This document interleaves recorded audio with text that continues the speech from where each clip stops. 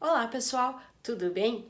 Eu acredito que vocês já descobriram qual é o nosso tema, mas para aqueles que ainda não sabem, é futebol feminino. E agora nós iremos contar um pouco sobre a origem e a história desse esporte para vocês.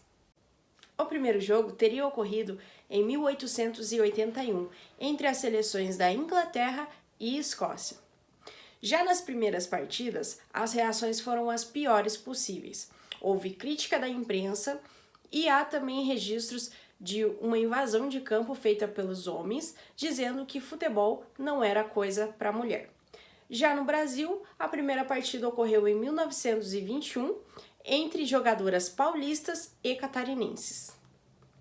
Em 14 de abril de 1941, um decreto-lei proibiu que as mulheres praticassem desporto que fossem contra o que eles consideravam ser a natureza feminina. Ou seja, nessa época, o povo brasileiro era muito preconceituoso em questão do futebol feminino. Foram exatamente 38 anos de proibição, até que em 1979 o futebol feminino deixou de ser proibido no Brasil. A primeira Copa do Mundo feminina foi em 1991 na China. A sua primeira aparição nas Olimpíadas foi feita em 1996 e em 2003 foi realizado o primeiro campeonato brasileiro de futebol feminino. No mesmo ano, teve a primeira aparição da nossa jogadora de futebol, conhecida como Marta, na Copa do Mundo. Por sinal, a Marta, a melhor jogadora de futebol do mundo, com 6 bolas de ouros e um recorde de 17 gols em Copas do Mundo. Recorde esse batido na Copa de 2019. Em 2009, é disputada a primeira Libertadores de futebol feminino, ganhada pelo Santos Futebol Clube. Em 2017, a Conmebol obriga todos os times masculinos que têm a intenção de participar da Libertadores terem também times femininos para participar da competição. 2019 foi o ano de Copa do Mundo, que deu início a uma nova realidade ao campeonato feminino, onde os times tiveram que cumprir a obrigatoriedade de terem times femininos, e assim povoaram o Campeonato Brasileiro Série A2. Neste mesmo ano, a Rede Globo anunciou pela primeira vez a transmissão dos jogos da seleção feminina em uma Copa do Mundo, onde vimos a seleção americana se consagrar tetracampeã do mundo. Com uma história feita de preconceitos, proibições, injustiças, que aos poucos vêm sendo modificados, o futebol feminino ganhou força, mas ainda está muito longe do seu cenário ideal.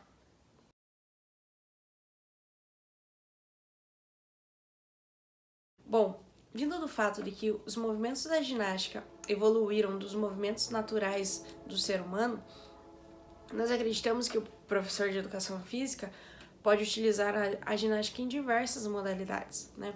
Tanto em clubes quanto academias, ele pode utilizar com esportes de iniciação, em esportes de alto rendimento, nas escolas também, através de atividades recreativas, em jogos, em brincadeiras lúdicas, né? Então, tem ali um campo muito extenso para utilizar a ginástica, ela cabe em qualquer modalidade. Mas que para que isso aconteça, é importante que o professor de educação física tenha, acho que as duas principais características, que é a força de vontade e a criatividade. Por quê?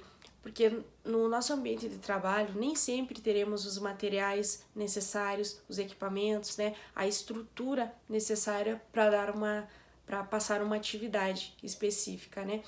Mas cabe a nós termos a criatividade de utilizar materiais recicláveis, materiais alternativos, para trazer essa vivência para as crianças, né? Porque como nós mesmos constatamos ao longo desse semestre, cada atividade que a gente fazia,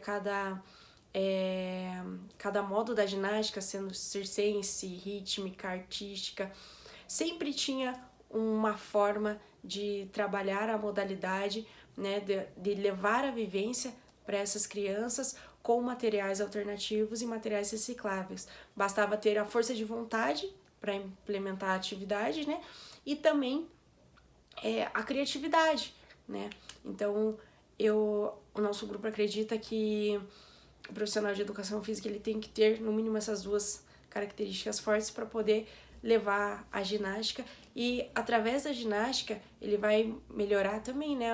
Tem vários aspectos que iremos falar a seguir que vai melhorar na vida do seu aluno, né? E na vida do professor também.